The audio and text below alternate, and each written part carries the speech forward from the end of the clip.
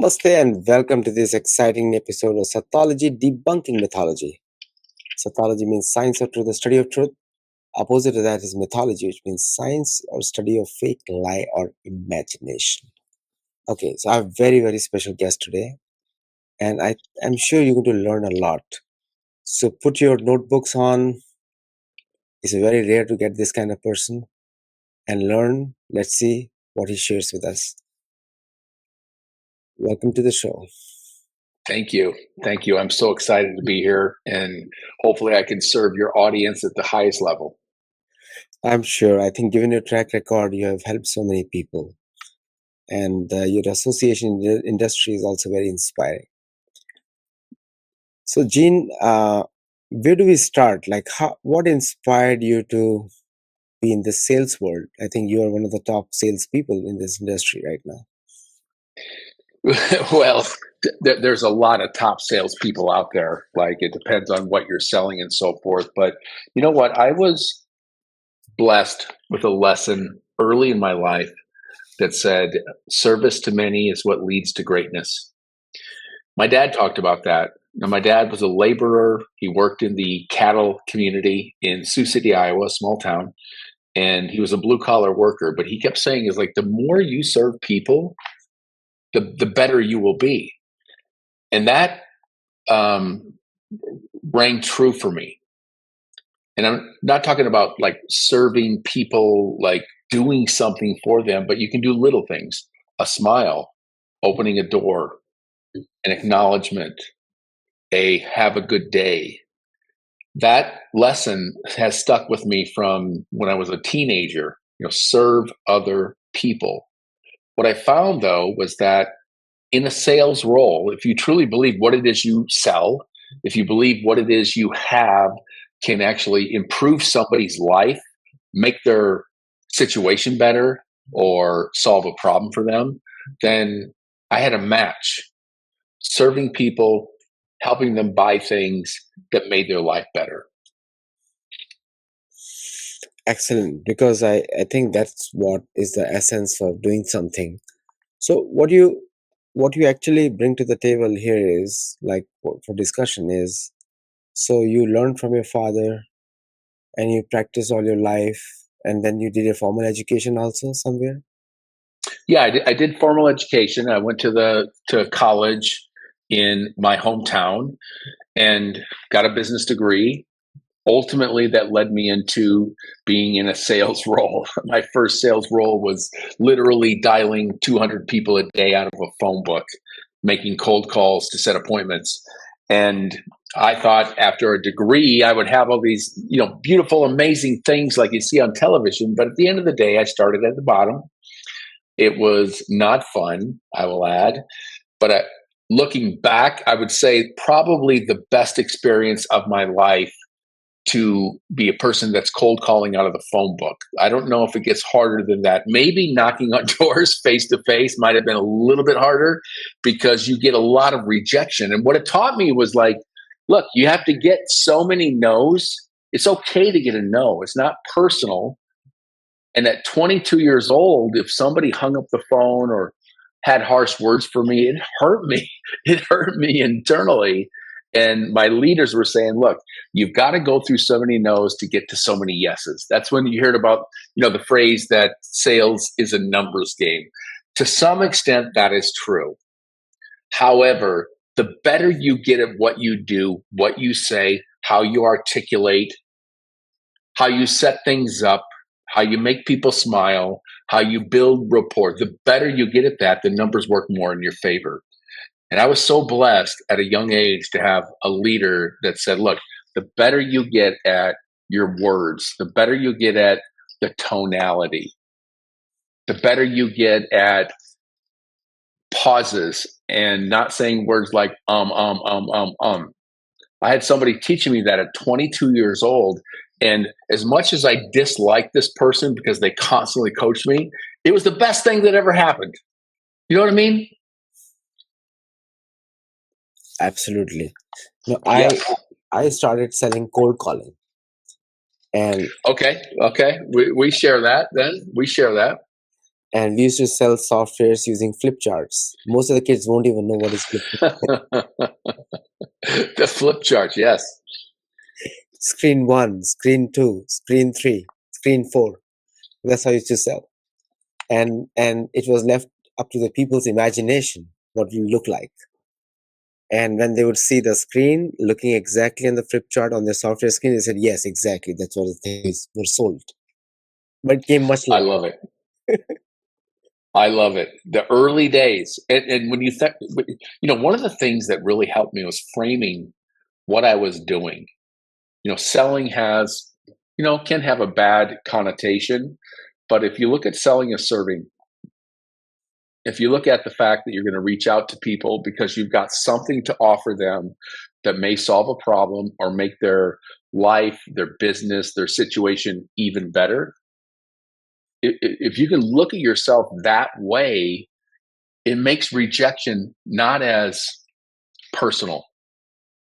Some people they are not the right fit. Some people you catch them at the wrong time. Some people are not open to any level of possibility, but there's always some that do. And, I hear things online about sales is a numbers game. Sales is not a numbers game. Sales is a relationship game. But the real truth is it's a little bit of all that. True. You've got to have volume of reaching out. You've got to truly believe in what it is you do can help another person, a business, a company. And if you truly believe it, then in my opinion, it's a moral obligation to reach out and tell people about it. So you're talking about rejections, and I think people are very scared of rejections. And especially in today's generation, I think, and I'm not generalizing anyone, but my experience is like that. I have grown up children, and I know how they are scared of rejection, like everybody should be. What tips you see you used in your own life? Did you face rejection anytime? Do I face rejection at any time? All day, every day.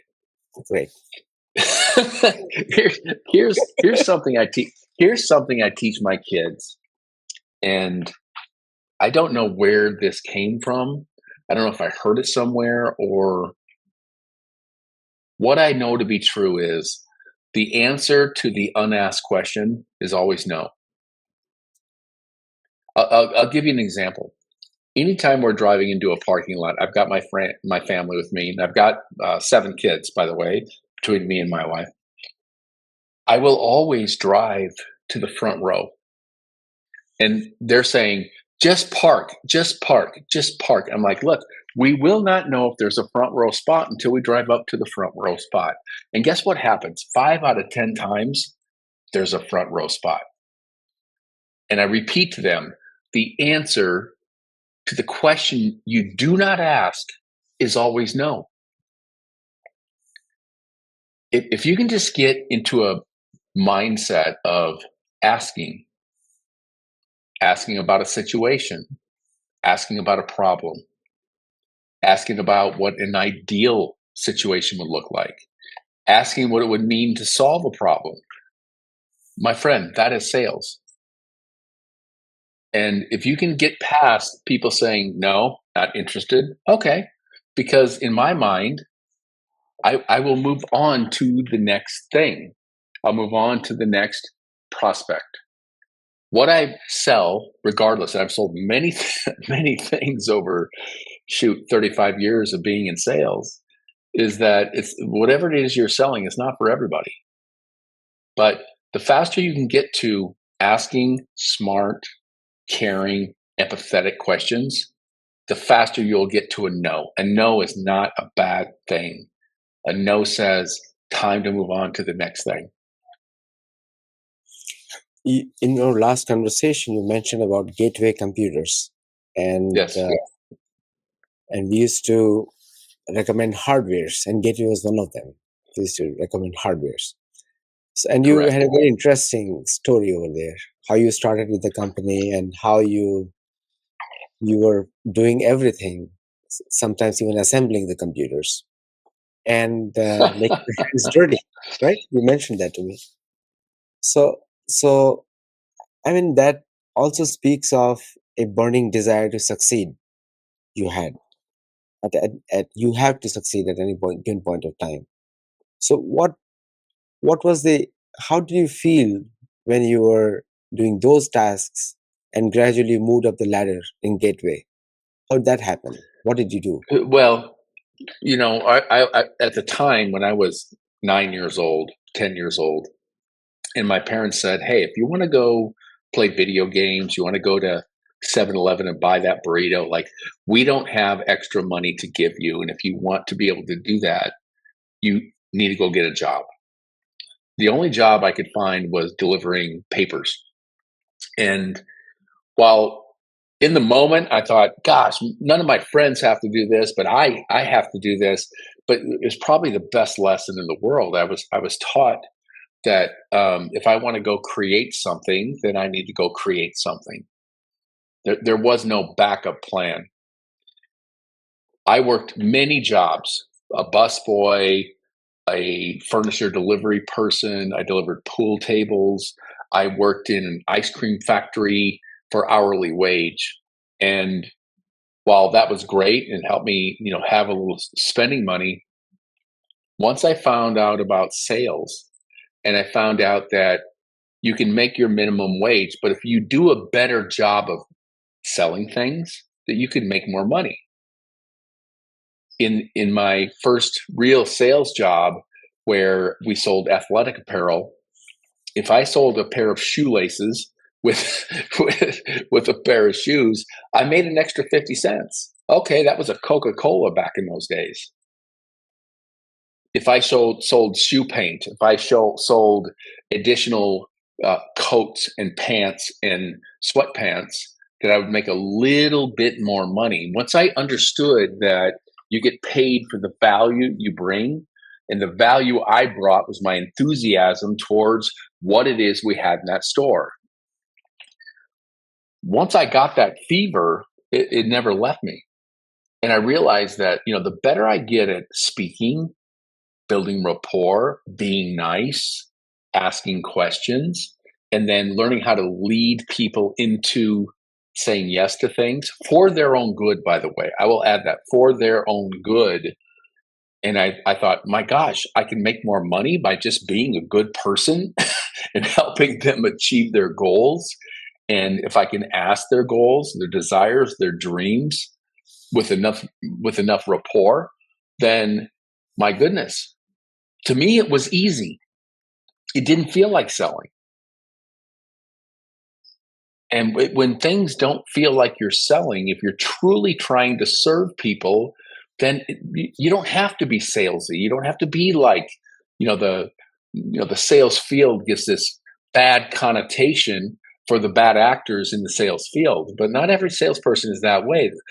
Really good salespeople are serving an outcome.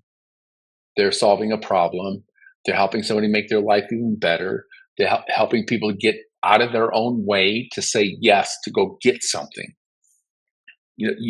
Later on in my career, when I was working with Tony Robbins, as you're aware, people would have hesitancy to come to an event. It's $2,000 for a ticket. They have to fly there. They have to get a hotel. They've got to carve out time out of their life. A lot of reasons for people to say no. But I knew from my personal observation, the number of people that went to that event, that their life totally transformed.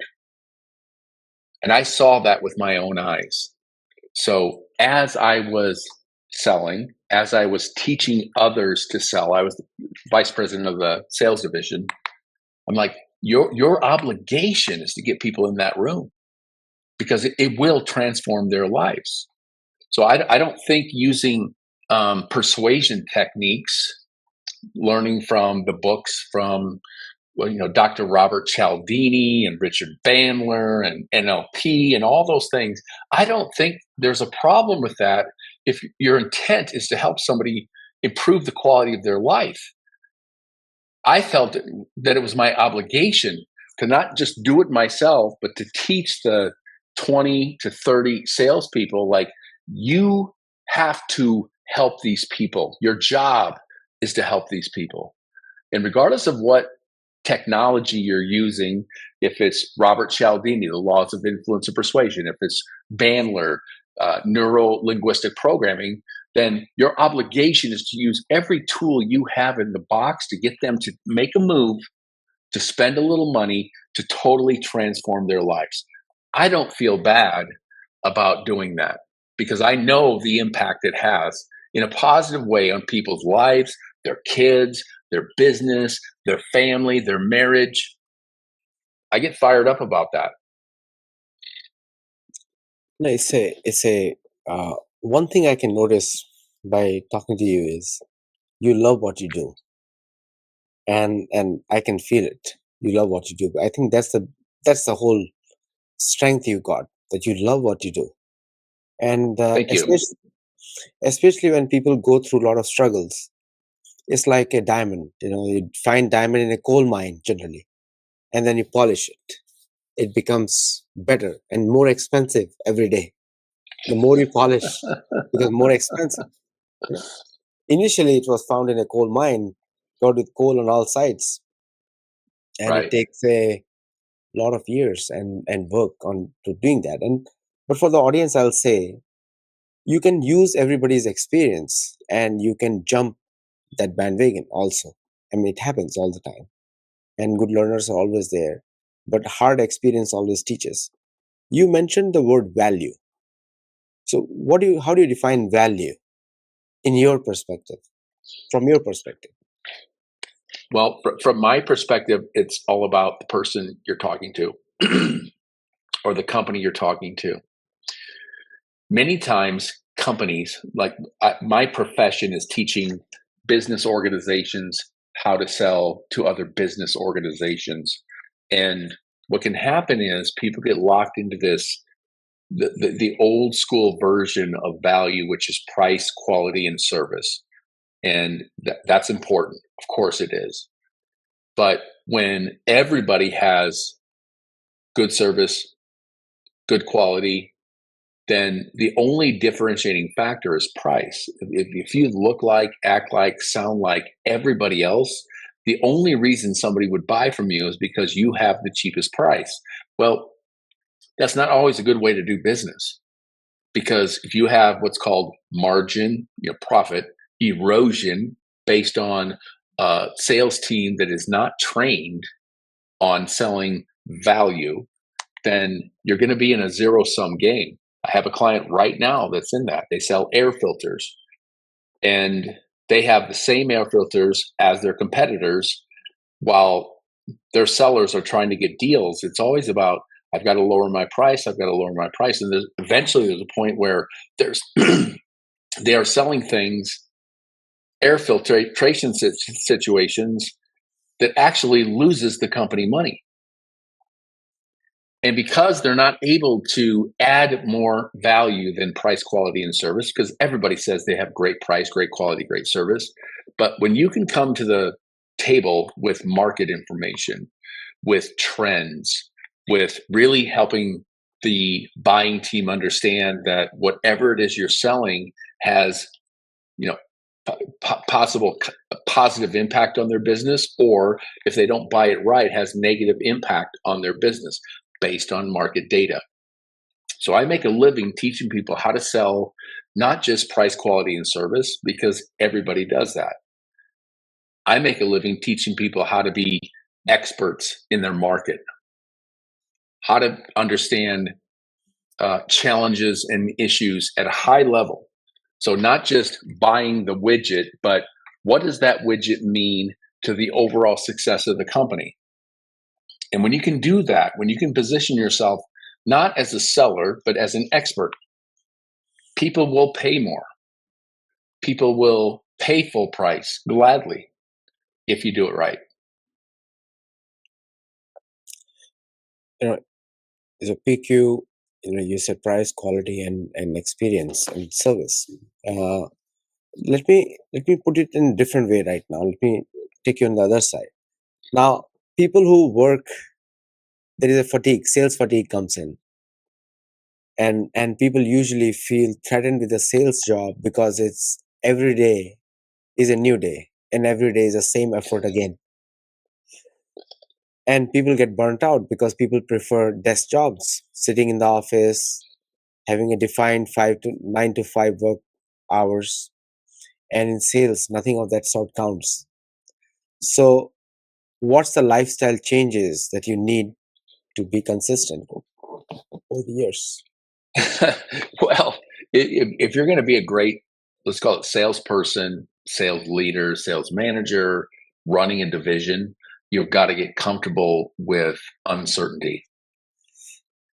And uncertainty comes in the fact that you have some type of compensation, your base compensation, but you have the opportunity, what's called variable compensation. That could be commission, that could be quota attainment. That if you can get comfortable dance uncertainty, knowing that, and there's nothing wrong with this, by the way, of somebody that has a job that pays them by an hourly wage or pays them a salary based on what they're expected to do. There's nothing wrong with that. But to be a good salesperson and to be a good sales leader, you've got to be comfortable with uncomfortableness. You got to be comfortable with the idea that not everybody is going to say yes. But if you can make sure you position yourself correctly, how you tell the story, how you describe how you solve a problem, how you share stories from other companies like the company you're talking to that help them reduce their expenses, to increase their employee satisfaction, to increase their customer satisfaction. If you can be very good at that consistently every single day, you will win. You will have more success than the average person has. And that comes down to skills. Most people, as you're probably aware, once they graduate college or high school, most people will not crack open a book. They won't download the recent sales book, or they won't download books on influence and persuasion. They won't spend the extra time investing in themselves to be really good at their skill sets, the soft skills, rapport, communication, asking questions, asking the right questions in the right order, handling objections.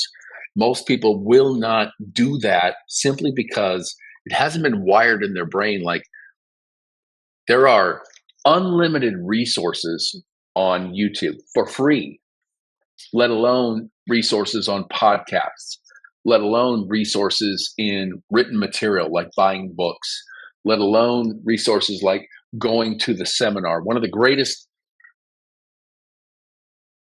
moves I ever made early in my career is I went and saw a seminar by a guy named Tom Hopkins. He was the number one authority in the early 90s on the sales as a profession. And I went and saw him in New Orleans, paid for it out of my pocket, flew there, from a small town in Iowa. And I saw this guy and I was like, oh my gosh, this is what I need to do. He had 2,000 people in the arena, everybody laughing at his jokes, everybody hanging on every word he said. That guy was a master, Tom Hopkins. And I committed that day. I was 24 years old, I think. And I said, that's what I want to do. I want to serve people by inspiring them. I want to serve them by teaching them how to be even better at their profession. And from that day, 30 years ago, golly, I'm old now. That became my passion. How do I help other people be successful? Service to many leads to greatness. Humor comes in when you are very comfortable with yourself first, and you bring people in your stride, and then people follow you. I mean, it's a very classical approach to communication. All political leaders in the history have used humor, and Yes. salespeople too. Everyone. So, I mean, there's some people, and you touch a very important point, because humor is something. It's not everyone's cup of tea or cup of coffee. I won't take any of the drink's name because it's not relevant here. But yes, Okay. still that is okay. So what do you say? Okay. Like how you how you get into the skin of somebody else to make them laugh? What do you do? Well, as a professional speaker, one of my first ways to build rapport with an audience, oftentimes I'm going into a company and they're having their annual meeting, their quarterly meeting, and you've got people there that have been in sales, have been in their territory for 10, 15, 20 years. And they're there with their arms folded, basically saying, "Why am I here?" I know that for me to open them up and create them into a state of readiness to learn, that I've got to break through these arms being folded. And oftentimes what it comes down to is I have a series of what are called humor frames, questions, engagement, involvement. They start doing something, and then there's a funny point at the end, and everybody laughs. And once I can do that, there isn't any audience that I've been in front of, and I've been in front of hundreds, maybe thousands of audiences where they did not want to be there. They were there because the boss said they had to come to this meeting.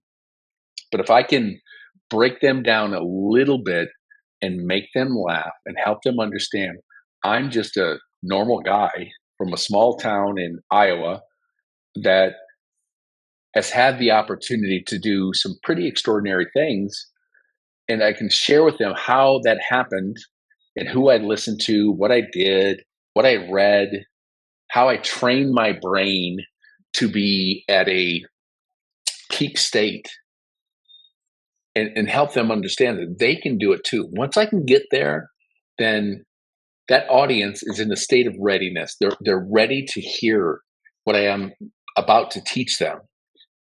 And I've made it my life priority in terms of business to learn how to help customers say yes, how to move people forward in a sales proposition, how to use tools and resources and words and language and body language to do whatever it is you can to serve that person at the highest level. That to me is the epitome of sales. If you believe in what it is you sell, then it's your obligation to use every tool you have to get that person to say yes. Because when they say yes, they buy your product, they buy your service, and they experience an outcome, a predictable outcome, which is typically happiness. So I believe I think sales is such a noble profession. Those that do it right for the right reason, which is to serve others, not to make commission, but to serve others. And if you keep those things in priority order, serve people, and you will be rewarded financially by serving people at the highest level. So that's a good mantra because when you serve, you get, but you don't expect any getting. So you just serve. You mentioned something about the brain and Yes. logical side of it. So you are, excuse me. So you are saying that you appeal to the logical side of the people, and that's where you make help them make decisions because you're serving them. Uh, some people argue that you have to appeal to the emotional side of people. So and but I heard only one word from you, the brain. And so Mhm. what do you say? Which one is better? Appealing to the logical side or appealing to the heart? Well, the old adage is that buying is emotional, then justified by logic is so true in most circumstances. Depends on who you're dealing with. If you're selling to a business, there are some people you're selling to that they only care about, do you have the specs and the features and benefits that I need, and who can do it at the lowest price, right? So that exists. I'm not going to deny that. However, if I'm able to tell a story about a client that's just like the client that I'm trying to sell to. And that client had hesitation, they were concerned, they didn't want to switch from their current vendor. And if I can share that story of how I helped them make a decision to buy from my company, and the fact that they bought from my company, they received quantifiable results. They reduced their spend, they increased their employee happiness, they increased their customer satisfaction, they were able to reduce overall costs within the organization. So if I can help them see bigger picture of another organization just like them that chose me and said yes, then that appeals to the emotional side. Here's a great thing for everybody to think about is that great salespeople do not lead with features and benefits. Great salespeople lead to the features and benefits, but they start with storytelling. They start with asking questions. They start with truly having empathy for the other person to say, how can I help this person in their job be better? How can I help this company be more profitable? How can I help this vice president of a division achieve their numbers? That if you come from a place of service and you are trained well enough to ask the right questions to really elicit what's important to them and then share a story of somebody else that's done what you want them to do, you put yourself in the driver's seat. The problem is most sellers are not spending time really studying why people buy. I mean, you have reasons when you buy something, maybe a car. We've all bought cars. Maybe it's a service for your house, or maybe it's something for your business. And what you want is somebody that's an expert that's going to ask you questions to really elicit what you're trying to do. And if they do a good job of that and build rapport, then that seller has every reason in the world to help you move forward. If what it is that seller does makes the person's life better. I'll go back to what I said earlier. Service to many leads to greatness. Amazing. I get that mantra from you. Service. Like, think about the value that you can bring to the people. Oftentimes, if you are, a salesman's life is very busy. He has to meet his numbers. He has to beat the competition. He has to do all this research themselves. If you're very lucky, you have a team. Generally, you don't have a team. You are the team. So how do people? So how do people? Today there is a lot of help available. Like I was selling using flip charts for softwares, and there was no LinkedIn at that time. There was no Facebook or social media anywhere.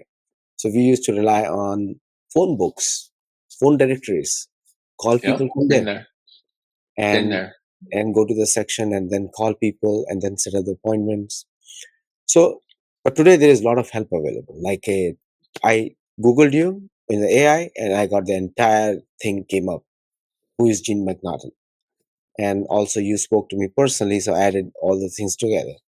Very easy. Now in today's world, so much help is available, but the sales cycles are also longer. Long sales cycle. In large companies, we're talking about large products. So how do you help people in shortening the sales cycle? Just give some few tips. I know it is industry specific. I know that cannot be generalized, but what is your mantra for reducing sales cycles?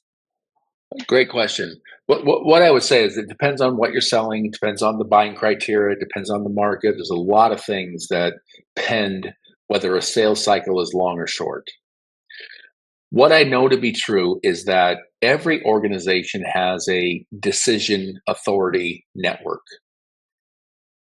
So that would mean that there are usually on big sales, which is what I specialize in, there are multiple people involved in saying yes to a new solution, a different solution, a breakthrough solution. And the best way to shorten a sales cycle is to pinpoint a problem. And one of the biggest sales I ever made was to a large bank selling computers. And I went and saw them every month. I would take them lunch. I'd say, "What problems do you have?" They'd say, "We don't have any problems." And I'd say, "Okay, call me if you have any problems."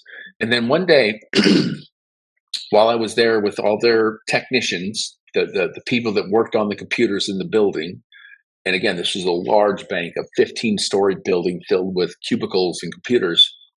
And then one day I saw that during the middle of the meeting that I was having with them, I brought in pizza, brought in food. They got a notice and said, "Everybody needs to report down to the tech area because we just got 50 computers in and they had to test the software." So a computer comes in, they would have to put the software, put floppy disks into the software, download the software, test it to make sure it worked, and then they would ship them out to the banks. And that's how they did everything. And I knew my company, Gateway Computers, we could actually install that software when we built the computer because we built everything to order. And I said, "Well, what would it mean if I could install this software in South Dakota and then ship it right to the banks?" And they said, "Well, that's not even possible." I'm like, "Sure it is." And because they operated this way, they didn't think there was any problems with it.